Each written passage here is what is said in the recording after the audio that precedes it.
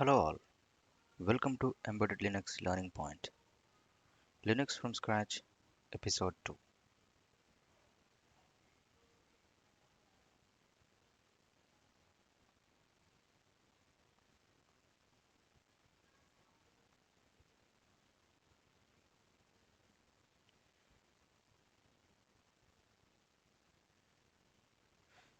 We will start from where we left in the last episode. We will start with the typography conventions that are used in this book. To make things easier to follow, there are few typical conventions used throughout this book. This section contains some examples of the typographical format found throughout Linux from scratch.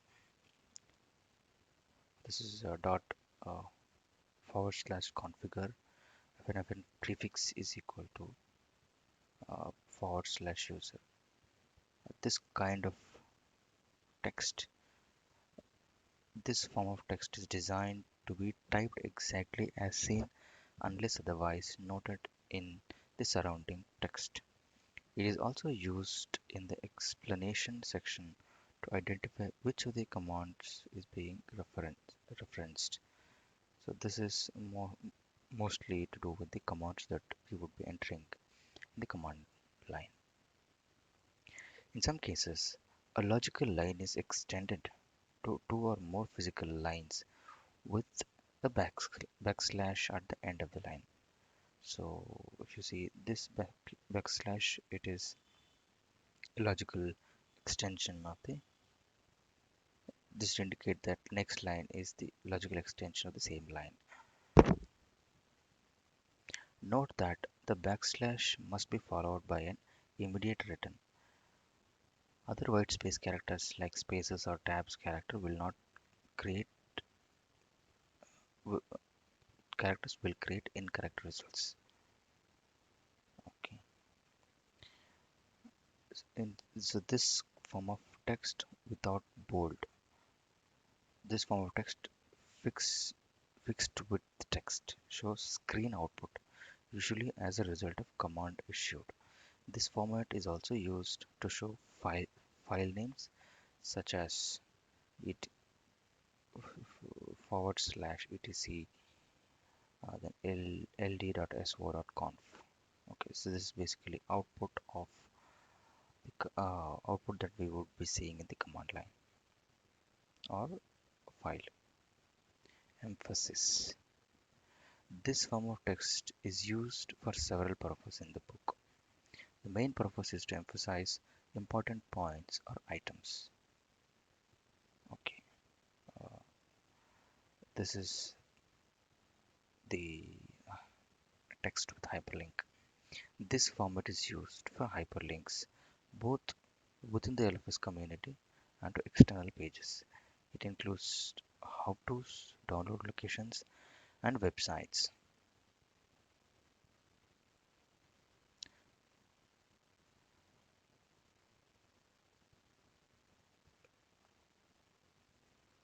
Okay, so this is like a cat command where we are inserting something to a file.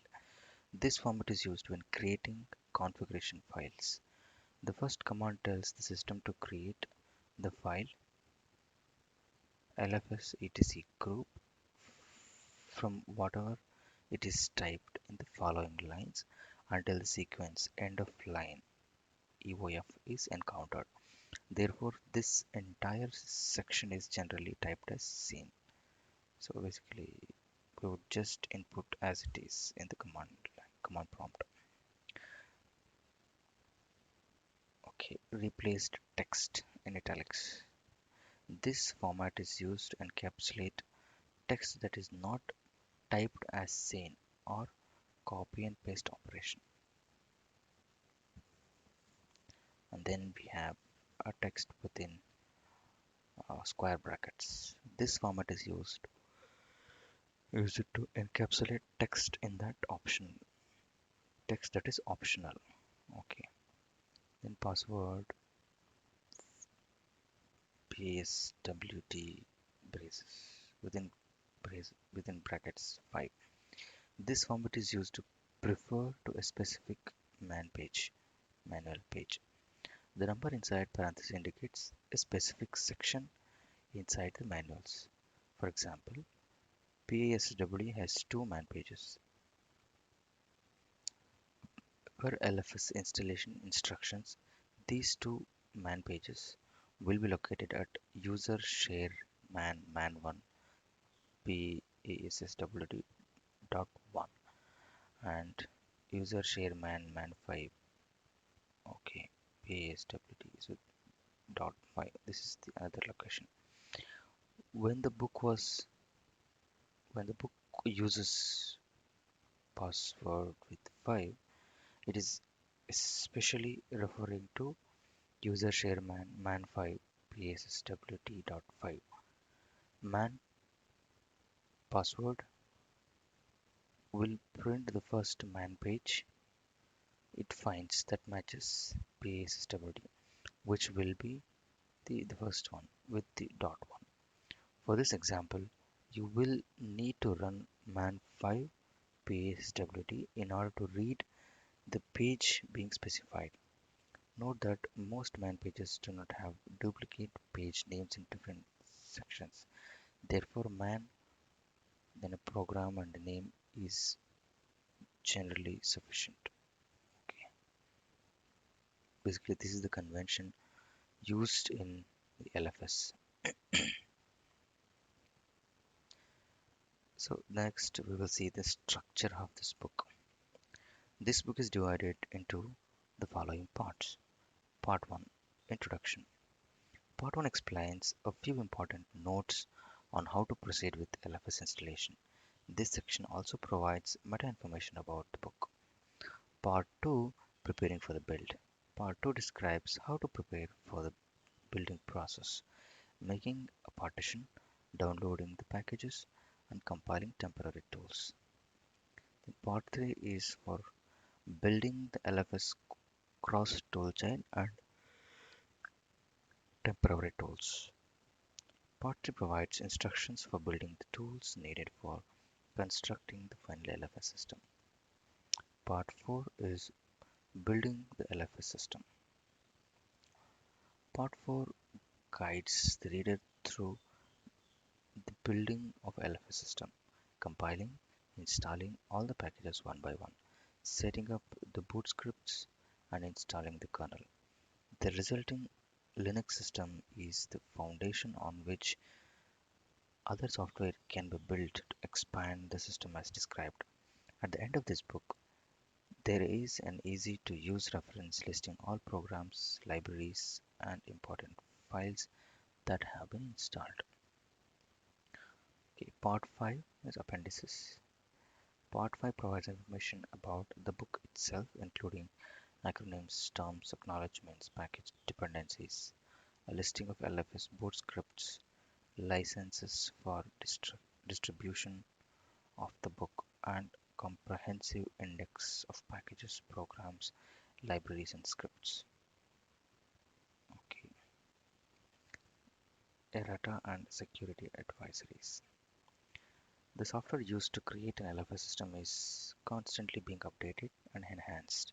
Security warnings and bug fixes may become available after the LFS book has been released. Check whether the package version or instruction in this release of LFS need any modification to accommodate security vulnerabilities or other bug fixes. So please visit this website. Let me visit before proceeding with your build. You should note any changes shown and apply them to the relevant section of the book as you progress with building the LFS system. In addition, the Linux from Scratch editor maintain a list of security vulnerabilities discovered after the book was released.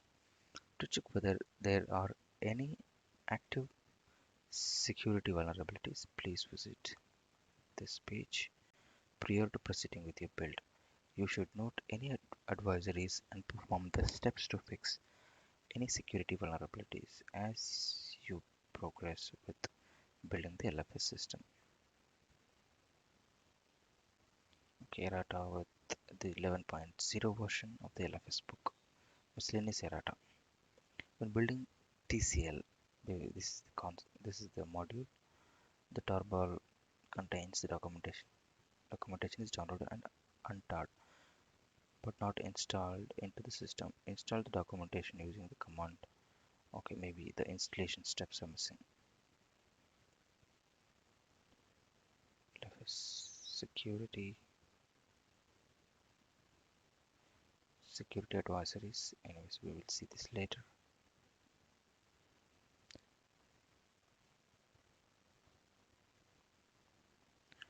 Okay, so now we'll go to the part 1, chapter 1, introduction. How to 1.1, how to build an LFS system. The LFS system will be built by using an already installed Linux distribution such as Debian, OpenManRevia, Fedora, or OpenSUSE. This existing Linux system, the host, will be used as starting point to provide necessary programs including a compiler, linker, and a shell to build the new system. Select the development option during the distribution installation to be able to access these tools. Okay, so what I am using is, as I mentioned, is the Bodhi Linux, which is basically from uh, forked out of, I think, Ubuntu. So let's say a little more about Bodhi Linux.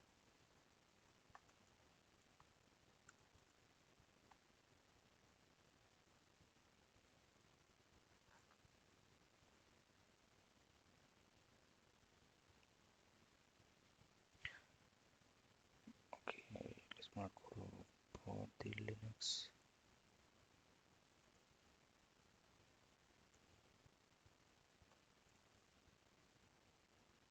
Okay, .c bodhilinux.com. So here we will be able to get some information. The Lightweight distribution featuring the first and fully customizable Moksha desktop. The 64-bit is built on top of Ubuntu. So the 32-bit, okay, this is fine. So what I am using is 64-bit version. So as I told, it is built on the top of Ubuntu. So it looks more of the interface, the command line usage, everything will be similar to uh, Ubuntu. So that is the reason I chose Bodhi Linux. Bodhi Linux has a very friendly and active community. Check it out for yourself. Okay, let's say if we face any issue, we will come up, we will be able to get some help. Okay, so that's it about this. So what I have used is a standard release. Maybe I will leave this in the description. Maybe you can check it out if you want to install this version of Linux to try out your LFS.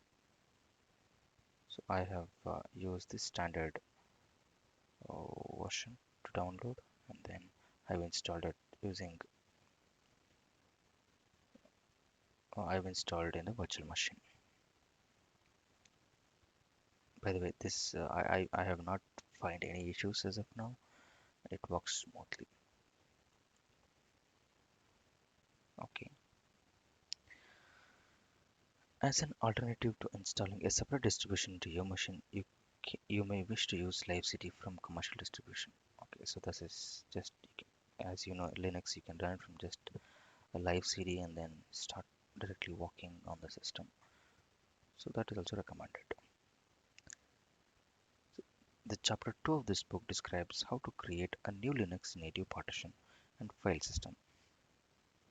This is the place where the new LFS system will be compiled and installed.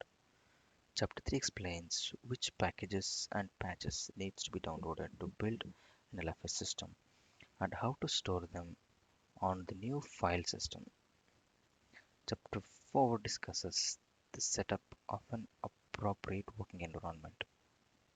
Please read chapter 4 carefully as it explains Several important issues you need to be aware of before beginning to work your way through Chapter 5 and beyond. Chapter 5 explains the installation of the initial toolchain, Benutils GCC, glibc, using cross-compilation technique to isolate the new tools from the host system. So this is important because your host system will have these tools coming from the vendor or the distribution that you would choose, and you want to isolate from the tool chains that we would be using for LFS. Chapter 6 shows you how to cross compile basic utilities using the build cross toolchain. Just build cross toolchain. Okay. So on chapter 5, you're going to build a cross toolchain. So that's the idea. Chapter 7 then enters a chroot environment and uses the previously built tools to build the additional tools needed to build and test the final system. This effort to isolate the new system from the host distribution may seem excessive. A full technical explanation as why it is done is provided in the technical toolchain technical notes. Okay. In chapter 8, the full LFS system is built. Another advantage provided by the chroot environment is that it allows you to continue using the host system while LFS is being built. While waiting for package compilations to compile, you can continue using your computer as normal. So maybe this is the step where you would learn more about each packages when it is building. To finish the installation, the basic system configuration is set up in chapter 9. The kernel and boot loaders are set up in chapter 10, 11. 10 chapter 11 contains the information on continuing the LFS experience beyond this book. After the steps in this book have been implemented, the computer will be ready to reboot into the new LFS system. So maybe we will use the virtual machine to do so. This is the process in a nutshell. Detailed information on each step is discussed in the following chapters and package descriptions. Items that may seem complicated will be clarified, and everything will fall into place as you embark on the LFS adventure. Okay, what's new since the last release? So here are the the list of packages that are upgraded. So anyways, these are the packages that we would be using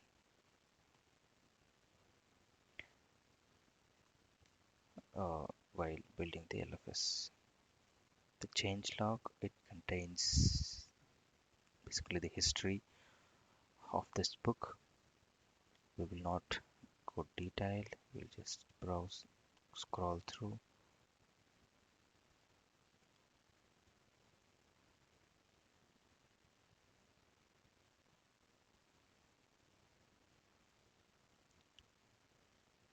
Okay, so the next section is resources.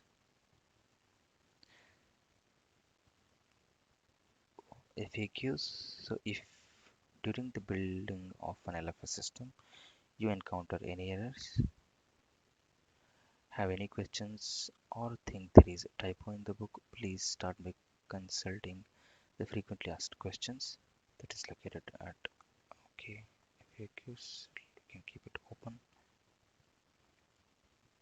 I'll close the other tabs.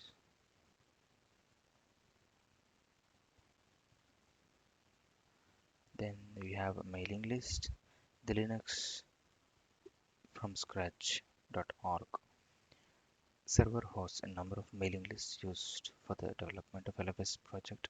These lists include the main, development, and support list, among others. If the FAQ does not solve the problem you are having, the next step would be to search the mailing list this location. So basically, you can mail them and you will be able to get some help. So that's the idea.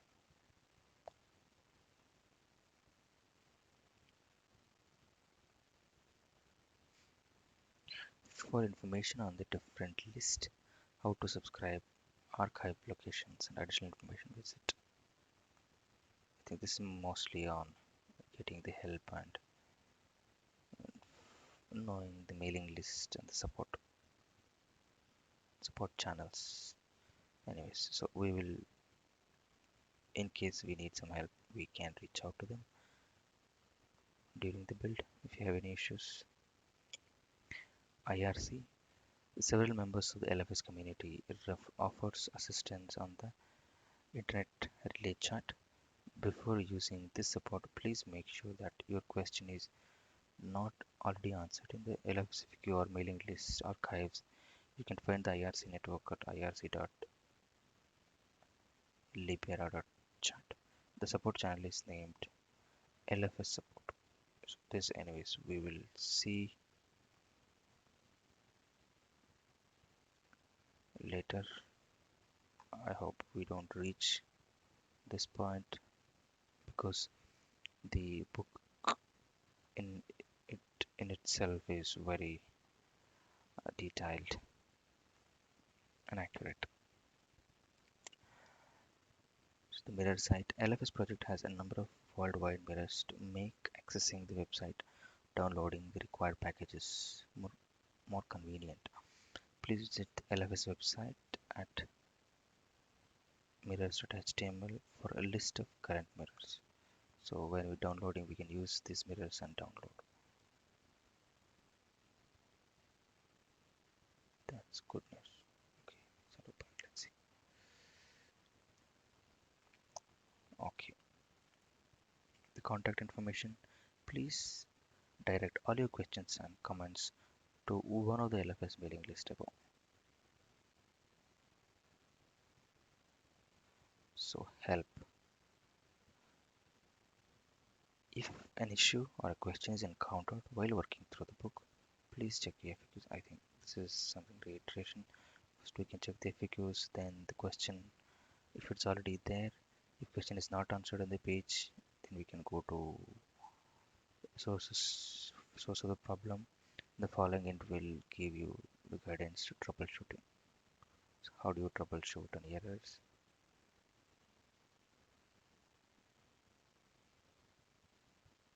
Okay, the here are some of the common errors that we would face. So that has been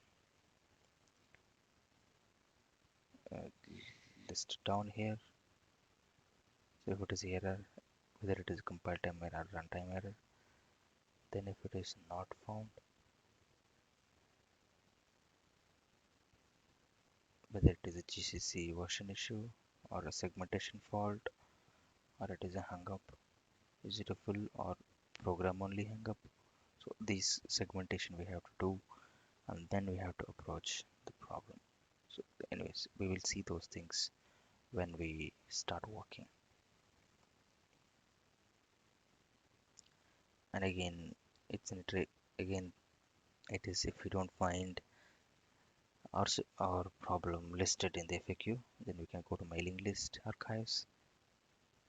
We also have a wonderful LFS community that is willing to offer assistance through the mailing list and IRC, as we see before. However, we get several support questions every day, and many of them can be easily answered by going to the FAQ and by searching the mailing list first. So, for us to offer the best assistance possible, you need to do some research on your own first. That allows us to focus on the more unusual support needs. If research do not produce a solution, please include all relevant information mentioned below in your request for the help. Okay, so when we want to raise a request for help, these are things to be mentioned. Apart from a brief explanation of the problem being experienced, the essential things to include in any request for help or the version of the book being used, the host distribution and version being used to create LFS. The output from the LFS host system requirement script and that we will run next. The package or section of the problem was encountered in, the exact error message or symptom being received. Note whether you have deactivated from the book at all. Sorry, deviated from the book at all. Deviating from this book does not mean that we will not help you. After all, if it's about personal preference, being upfront about any changes to the established procedure helps us evaluate and determine possible cause of your problem. Okay. Configuration script problems. If something goes wrong while running the configure script, reviewing the config log, review the config.log file. This file may contain errors encountered during configure which were not printed to the screen. These include the relevant lines if you need to ask for help. Compilation problems. So both the screen output and the contents of various files are useful in determining the cause of compilation problems. The screen output from the configure script and make run can be helpful. It is not necessary to include the entire output, but don't include enough of the relevant information. Below is an example of the type of information to include from screen output from make. Okay, I think this is the command that is being issued.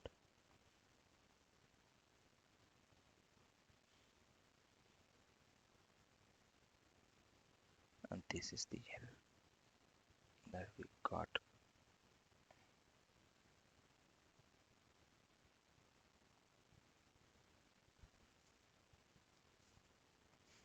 Okay, in this case, many people would just include the bottom section. Yeah, if this is the case, then it's very difficult to identify a root cause the error. This is not information to properly diagnose the problem because it only notes that something went wrong, not what went wrong. The entire section, as in the example above, is what should be saved because it includes the commands that was executed and associated error messages. An excellent article about asking help on the internet is available online. Read the following hints in the document to increase the likelihood of getting the help you need. We'll we will see this later on. It's more of how do you ask smart questions to get the proper answers. Okay, so that's it for this episode. In the next episode, we will start working on the part 2, preparing for the build. That's it for today. Thanks for watching. Please support the channel by subscribing, leave a comment for feedback or any suggestions. Also, hit the bell icon for notification. Thanks for watching.